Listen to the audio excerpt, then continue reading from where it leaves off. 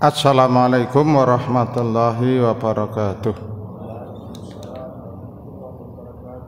Innal hamdalillah nahmaduhu wa nasta'inuhu wa nastaghfiruh wa na'udzu billahi min syururi anfusina wa min sayyiati a'malina. May yahdihillahu fala mudhillalah wa may yudlil fala hadiyalah. Asyhadu an la ilaha illallah wahdahu la syarikalah wa asyhadu anna Muhammadan abduhu wa rasuluh. Allahumma shalli wa sallim wa barik ala Muhammad wa ala alihi wa ashabihi wa man tabi'ahu bi ihsanin ila yaumil qiyamah wa ba'd. Jamaah rahimakumullah, sebelumnya kita memanjatkan puji syukur kehadirat Allah Subhanahu wa taala atas segala karunia nikmatnya yang tiada pernah habisnya, selalu dicurahkan kepada kita. Salawat serta salam semoga tetap tercurahkan pula kepada Nabiullah Muhammad sallallahu alaihi wasallam. Jamaah rahimakumullah, semoga kita juga termasuk salah satu di antara 7 golongan yang akan dinaungi oleh Allah pada hari tiada naungan kecuali naungan Allah, yaitu di antara dari 7 itu adalah seseorang atau kelompok yajtami'u fillah wa yatafarraqu fillah, yang bertemu karena Allah dan berpisah pun juga karena Allah.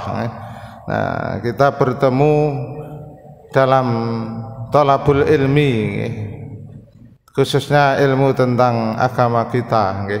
Nah, maka ini juga salah satu di antara 7 golongan. Sab'atun yudhilluhumullahu yauma la dhilla illa dhilluh.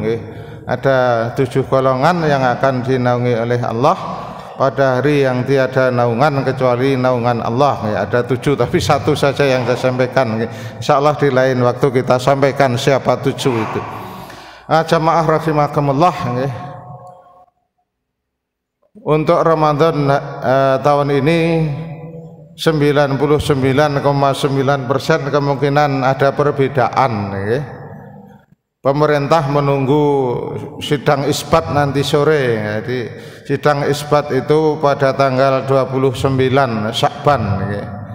Yang memahami ru'yah, kalau nanti hilal terlihat maka besok puasa. Kalau tidak terlihat maka menyempurnakan bilangan Sya'ban itu thalasin. Fa in humma alaikum fa akmilu iddata Sya'ban thalasin. Jika tertutup awan atau mendung maka sempurnakanlah bilangan Sya'ban 30. Ini hadisnya memang begitu tuh. Karena hilal dari data ilmu falak atau ilmu astronomi itu masih sangat rendah, baru muntup kalau istilah orang Jawa tuh. Baru 56 menit, belum ada 1 derajat. Di baru 56 menit yang itu secara nalar kebiasaan tidak mungkin bisa dilihat. Maka saya katakan tadi 99,9 berbeda karena tidak mungkin dilihat. Maka bagi yang berpaham ru'yah nanti menyempurnakan Sya'ban itu 30. Sekarang kan 29 Sya'ban kan. Itu memang begitu di dalam hadisnya. Tetapi yang berfaham ru'yah, berfaham hisab, tidak semata-mata dilihat tetapi dengan perhitungan astronomi. Tanggal 23 25 Februari kemarin Majelis Tarjih mengadakan munas, yang putusan munas itu adalah menyepakati kalender hijriyah global tunggal. Diharapkan seperti kalender Masehi miladiyah, ada 1 kalender seluruh dunia sama. Maka diharapkan nanti juga ada 1 kalender Islam dimanapun di dunia ini tanggalnya sama. Ini majelis tarjih sudah menyepakati kemarin, tapi ya kalangan yang lain belum. Dan ini Turki dulu ini pertama kali dicanangkan di Turki, dan tetapi ya biasa masih ada sebagian kalangan yang masih belum mau mengakui karena masih mempertahankan ru'yah. Kalau ru'yah ya tidak pernah bisa sama karena ru'yah itu hanya lokal. Hilal bisa dilihat di sini tetapi di daerah timur belum, maka sering terjadi di Saudi sudah terlihat, di sini belum, karena jaraknya kan 4 jam toh. Maka jarak 4 jam itu sangat mungkin memang terjadi begitu. Di sini baru 56 menit, nah di sana sudah 2 derajat karena memang perbedaan jarak waktu. Kalau di sini sekarang jam berapa? Jam 5:56, jam 6 lah. Di sana baru jam berapa? Berarti dikurangi 4, baru jam 1 malam kan. Nah, jaraknya jauh. Sana baru jam 1 malam kan, di sini sudah jam 6 padahal. Nah, itu dengan perputaran peredaran matahari, bulan, nah memang terjadi beda. Maka majelis tarjih nanti akan meninggalkan konsepnya wujudul hilal. Selama hilal itu sudah ada, maka masuk bulan berikut. Nah sekarang majelis tarjih masih wujudul hilal. Tadi 56 menit itu hilal sudah ada tetapi belum nampak. Nah nanti di putusan Munas itu nanti itu faham itu ditinggalkan, tetapi nanti prakteknya kita belum tahu persis seperti apa. Salah satu diktumnya yang saya baca, dimanapun di dunia ini kalau sudah hilal tingginya 5 derajat maka seluruh dunia itu masuk bulan baru. Nah kurang lebih begitu kemarin, tapi detailnya seperti apa saya juga belum melihat ya, konsepnya seperti apa. Jadi pokoknya di dunia ini kalau sudah ada satu negara yang tinggi hilalnya 5 derajat maka seluruh dunia itu masuk bulan baru. Yang sudah 5 derajat kalau tidak salah semakin ke barat nggih, sudah baratnya Saudi nggih, Turki kalau tidak salah kemarin yang saya baca. Ada beberapa negara yang sudah di atas 5 derajat. Nah itu kurang lebih begitu. Tapi itulah yang namanya perbedaan nggih. Yang namanya perbedaan ya, lana a'maluna walakum a'malukum, surat Al-Baqarah 143. Bagi kami amalan kami, bagi kalian amalan kalian. Prinsipnya di dalam masalah ibadah itu kita mempunyai landasan, kita mempunyai dalil, alasan kita beramal. Pada zaman Nabi memang belum dikenal ilmu hisab, belum dikenal ilmu falak. Tetapi ada satu hadis yang menjadi indikasi, karena kalau dijelaskan ilmu falak ya tidak akan faham. Ada indikasi waktu itu ceritanya Rasulullah menjelaskan nahnu ummatun ummiyatun, kita ini umat yang masih ummi, la naktub wala nahsub, kita belum pandai menulis, belum pandai membaca. As-sahru hahuna, bulan itu jumlahnya sekian. Jadi ketika Nabi menjelaskan bulan itu jumlahnya sekian, Nabi tidak menyebut bilangan tetapi memberi isyarat. Nabi memberi isyarat begini, begini, begini. Nah, berarti 30 kan, atau begini, begini, jempolnya ditekuk, berarti 29 kan. Kalau hitung-hitungan sederhana bisa, 1 tambah 1, 2 tambah 2 bisa. Tetapi hitungan yang sinus kosinus, tangan ke tangan waktu itu belum ada, kan? Itu belum ada. Kan Nabi kan hanya ingin menjelaskan 1 bulan itu jumlahnya 30 atau 29 kan. Tetapi kenapa Nabi memberi isyarat tadi? Atau begini, begini, jempolnya ditekuk. 30 atau 29 sebetulnya kan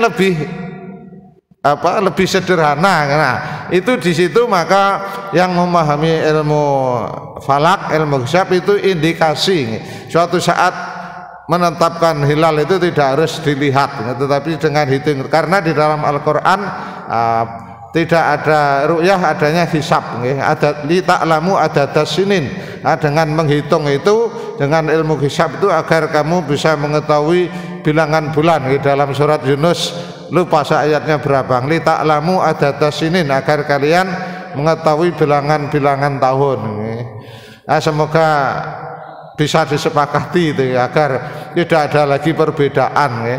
Satu dunia, satu kalender. Jadi seluruh dunia nanti diharapkan puasanya bisa bareng-bareng. Nah itu lagi dirancang ya.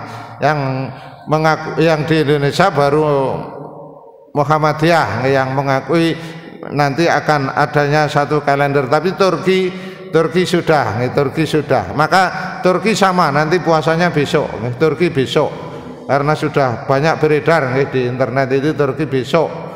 Yang Indonesia pemerintah kemungkinan baru hari Selasa, karena menggenapkan bilangan bulan Sya'ban 30. Tidak salah, karena hadisnya memang begitu. Akhirnya hadis begitu, karena pada zaman Nabi memang belum dikenal ilmu falak, ilmu hisab ya. Satu-satunya cara untuk melihat hilal ya melihat langsung, melihat waktu itu. Nah begitu. Maka karena sebagian kalangan menganggap ru'yah, melihat hilal itu ibadah, maka tidak bisa dirubah. Ru'yah ya ru'yah. Tapi Muhammadiyah menilai ru'yah itu hanya satu metode untuk mengetahui awal bulan. Ada metode yang lain dengan perkembangan ilmu, yaitu ilmu hisab tadi. Ibarat dulu pada zaman Abu Bakar, ketika Umar mengamati banyak pasukan yang gugur dalam perang Yarmuk itu, para penghafal Quran. Nah, ini kalau penghafal Quran semuanya gugur, dan nanti Quran bisa habis kan, bisa hilang, karena begitu meninggal kan berarti Quran kan juga hilang kan. Nah, maka akhirnya Umar usul agar Quran itu dibukukan, agar Quran dibukukan. Abu Bakar awalnya menolak keras. Nabi tidak pernah memerintah kita, itu tidak boleh, prinsipnya tidak boleh. Tetapi dengan argumen-argumennya Umar akhirnya bisa memastikan kalau pembukaan Al-Quran itu sangat penting, karena kalau tidak nanti Quran bisa hilang, habis. Nah, maka akhirnya disetujui. Nah sama ilmu hisab nanti sebagian kalangan masih menolak, tapi suatu saat dengan argumen-argumen yang ilmiah bisa diterima. Nah, kemungkinan karena membukukan Quran itu bukan ibadah mahdhah, tapi bisa dinalar. Argumennya jelas. Kalau nanti yang hafal Quran semuanya meninggal, Quran bisa habis kan. Tidak ada yang hafal, bagaimana? Bagaimanapun manusia itu hafalannya beda-beda. Meskipun sampai sekarang yang hafal Quran juga sangat banyak. Bagi yang tidak hafal kan tidak bisa membaca kan. Kita disuruh membaca Quran tapi kita tidak hafal, kita tidak punya tulisan. Bagaimana kita bisa membaca? Nah, maka penulisan Al-Quran itu sangat-sangat membantu bagi orang-orang yang memang tidak hafal Quran. Kita menghafalkan Quran 30 juz kan tidak semua orang bisa kan. Itu memang perlu kesungguhan yang luar biasa, perlu konsentrasi yang luar biasa. Meskipun sekarang penghafal Quran banyak, pondok yang mengajarkan itu, tapi hanya berapa persen dari jumlah manusia. Maka bagi yang tidak hafal, nah sudah ada mushaf. Meskipun tidak hafal, nah kita bisa membaca. Nah maka akhirnya usul Umar tadi disetujui. Nah, kemudian akhirnya dipimpin oleh Zaid bin Sabit waktu itu untuk membukukan Al-Quran. Nah begitu. Nah jamaah rahimakumullah, kemudian berikutnya dengan berkembangnya medsos itu luar biasa. Satu sisi banyak manfaat, tapi satu sisi juga ada madarat. Itu biasa, dalam dunia itu ada manfaat, ada madarat. Ya, siapa yang bisa mengambil manfaatnya tentu itu kebaikan, tetapi bagi yang tidak bisa menghindari madaratnya, nah itu juga sesuatu yang menjadikan dosa. Saya beberapa kali ditanya, ada video-video dari TikTok atau dari YouTube, yang paling banyak TikTok nih kalau sekarang itu. Ceramah-ceramah, Ustaz, ceramah ini benar tidak? Ini benar tidak ya Allah? sangat banyak nggih. Maka prinsipnya begini nggih, dalam masalah beribadah itu prinsipnya ibadah nggih, dalam arti ibadah mahdhah nggih.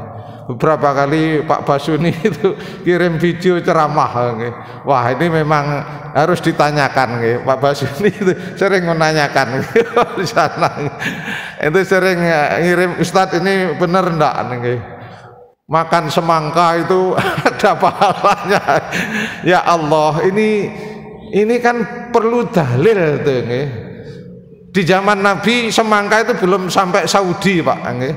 Di zaman Nabi semangka belum sampai sana nggih. Karena semangka itu kan bukan buah khas Saudi kan. Itu dari Eropa kalau tidak salah. Di Indonesia juga belum lama. Makan semangka pahalanya ini, pahalanya itu. Nah, ini dari mana seperti itu tuh? Saya masih ingat Pak video yang dikirim oleh Pak Basuni itu. Ya Allah. Maka kalau sudah pahala, dosa, dalil. Dalil juga harus diteliti. Kalau hadis, apakah hadisnya sahih tidak. Saya juga sering ditanya, Ustadz ini hadisnya sahih tidak. Ada yang bisa saya cepat jawab, ada yang tidak, karena kalau yang riwayat selain riwayat 9 saya harus buka komputer. Tapi kalau yang riwayat Imam 9, Bukhari, Muslim, Abu Dawud, Tirmidzi, Nasai, Ibnu Majah, Ahmad, Malik, Darimi, ya, sudah ada di HP. Ya, saya tinggal buka HP, saya cari ketemu. Tapi kalau di luar 9 itu saya harus buka laptop karena belum ada di HP itu. Yang riwayat Imam Hakim, Baihaqi, Tabrani, Ibnu Abi Syaibah, Ibnu Hibban itu belum ada di HP.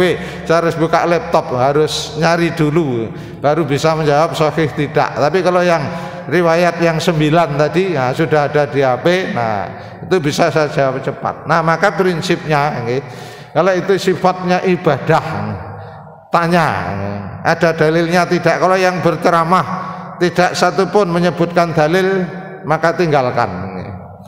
Karena prinsipnya ibadah itu dalil. Sebanyak apapun ibadah kita, ketika ibadah itu tidak ada contoh dari Nabi, fahuwa raddun, tertolak. Hadisnya jelas kan, man amila laisa minni fahuwa raddun. Barang siapa beramal ibadah yang mana ibadah itu tidak ada contoh dariku, dari Nabi, fahuwa raddun, maka ibadah itu tertolak. Hadisnya sangat jelas itu. Riwayat Imam Bukhari juga Imam Muslim juga banyak perawi lain meriwayatkan. Nah, maka prinsipnya itu kalau sudah ibadah itu ghairu makulil makna, tidak bisa dicerna akal. Karena tidak bisa dicerna akal, maka dalil. Maka tadi ketika sesuatu itu bisa dicerna, nah itu sudah bukan ibadah mahdhah. Seperti tadi menulis Al-Quran ke dalam mushaf tadi itu kan secara nalar sangat jelas manfaatnya. Maka akhirnya Abu Bakar pun menerima usulan sahabat Umar yang didukung oleh beberapa sahabat lain, membukukan Al-Quran waktu itu. Nah, begitu. Jadi kalau masalah-masalah yang sifatnya ibadah mahdhah, akidah, prinsipnya dalil. Ada dalil diamalkan, tidak ada dalil tinggalkan. Nah, begitu. Maka di dalam Islam ada dua kelompok amalan itu. Ada yang sifatnya sawabit. Sawabit itu paten. Zaman Nabi begitu, zaman kita begitu. Sawabit jadi paten tadi. Salat, puasa, haji. Nah itu zaman Nabi begitu, ya kita begitu, sama sekali kita tidak boleh merubah. Tetapi yang sifatnya muamalah itu mutaghayyirat, berubah sesuai perkembangan zaman. Bukan ibadah mahdhah, tetapi hanya perantara. Dulu pada zaman Nabi yang namanya haji, untuk ke Mekah ya paling banter naik onta kan, naik kuda, naik onta, naik khimar, belum ada kendaraan. Nah, dengan perkembangannya ilmu, pakai pesawat, pakai mobil yang satu daratan. Nah begitu. Ini ada yang sifatnya inti ibadah mahdhah di dalam ilmu fikih. Nah, itu sesuatu yang tidak bisa dicerna oleh akal.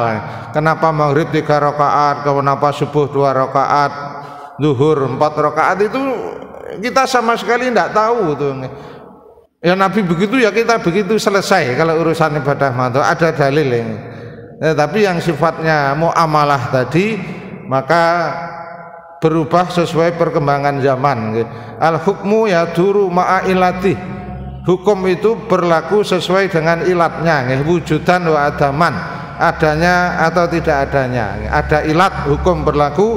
Ilatnya tidak ada, maka hukum itu tidak berlaku. Khamr itu haram karena memabukkan. Tetapi ketika khamr itu apa istilahnya, di fermentasi, itu mabuknya hilang, bisa menjadi cuka, maka sudah tidak haram lagi. Khamr itu haram. Kalau dulu pada zaman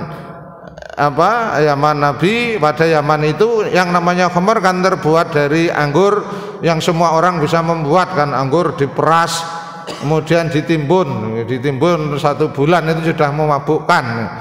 Kalau kita mungkin tape itu airnya badeknya, begitu badek hari itu kita minum tidak masalah.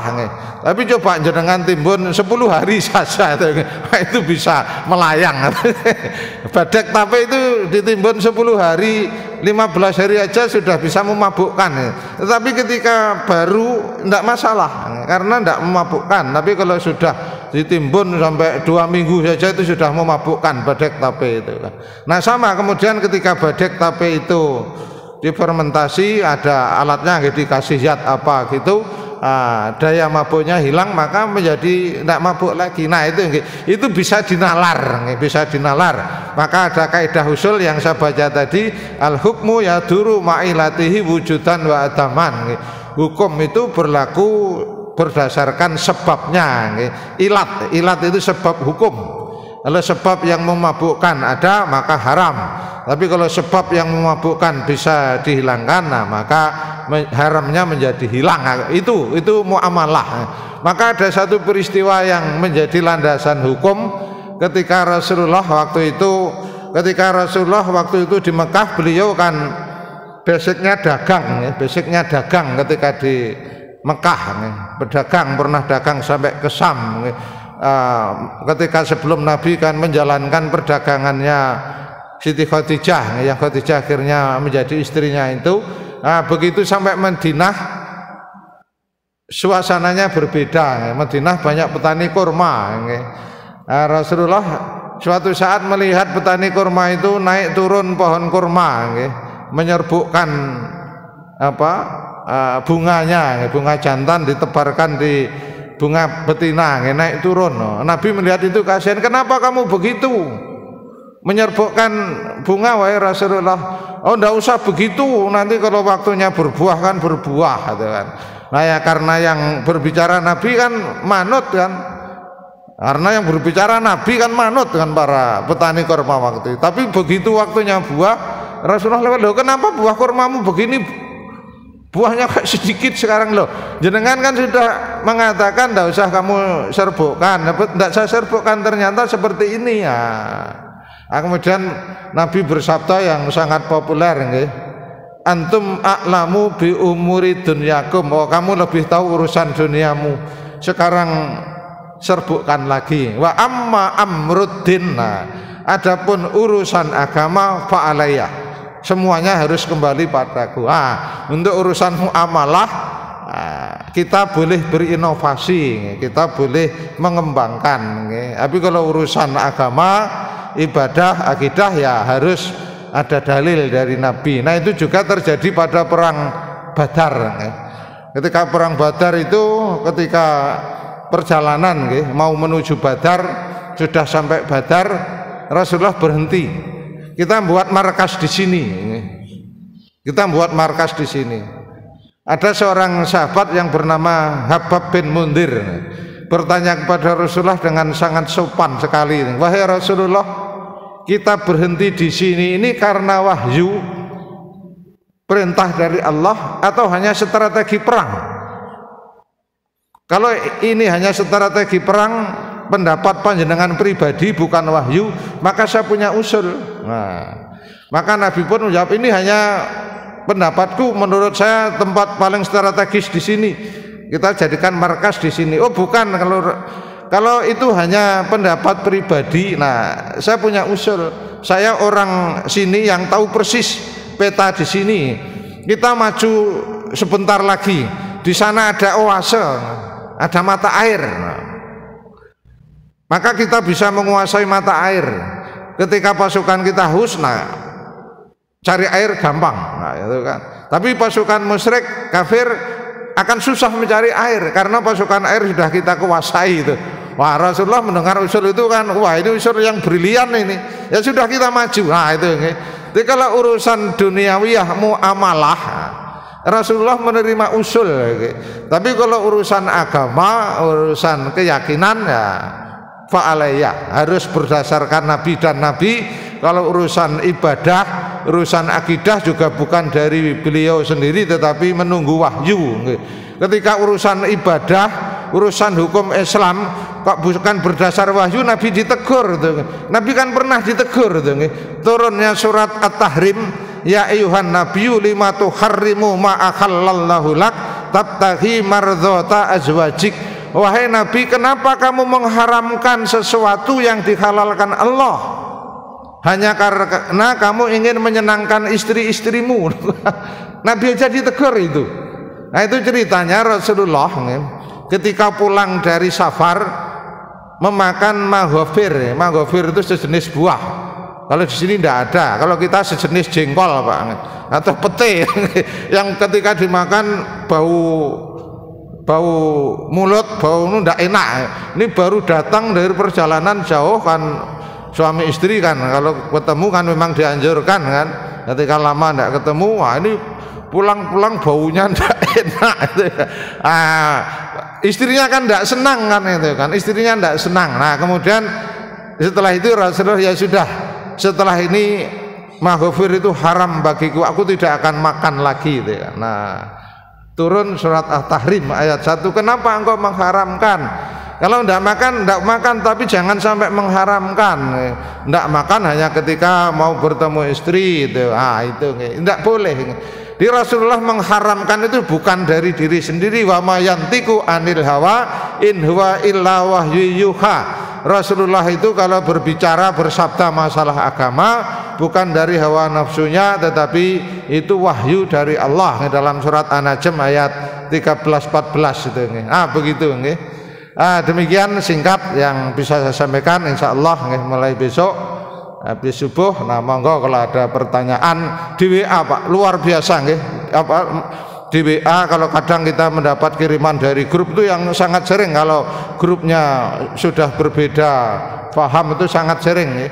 Kalau melihat langsung di TikTok itu sangat banyak. Maka saya kadang juga mengamati itu nggih. Kalau ini tidak benar saya sampaikan ke jamaah, ini ceramah ini tidak benar tanpa dalil. Saya melihat itu karena kadang juga butuh informasi. Ini tidak benar, ceramah ini tidak benar. Banyak juga ada beberapa penceramah-penceramah yang populer itu ketika saya percaya ini tidak sesuai dengan kaidah-kaidah usul fikih. Nanti insya Allah beberapa saya simpan juga, ada beberapa video yang dari situ kita bisa melihat. Tetap berhati-hati. Prinsipnya kita juga tidak boleh fanatik buta terhadap seseorang. Manusia sehebat-hebatnya manusia itu pernah salah. Yang tidak pernah salah dalam agama hanya Nabi. Saya juga pernah salah. Maka kita punya landasan di dalam masalah agama itu yang paling utama dalil tadi. Maka Rasulullah bersabda, taraktu fikum amrayni in tamassaktum bihima lan tadillu abada, kitab Allah wa sunnati nabiyhi. Aku tinggalkan padamu dua perkara, jika kamu memegang dua perkara itu maka kamu tidak akan sesat, yaitu kitab Allah Al-Quran dan sunnah nabinya Al-Hadis. Nah itu prinsip kita itu. Kalau sudah masalah ibadah ada dalil tidak, nah begitu prinsipnya.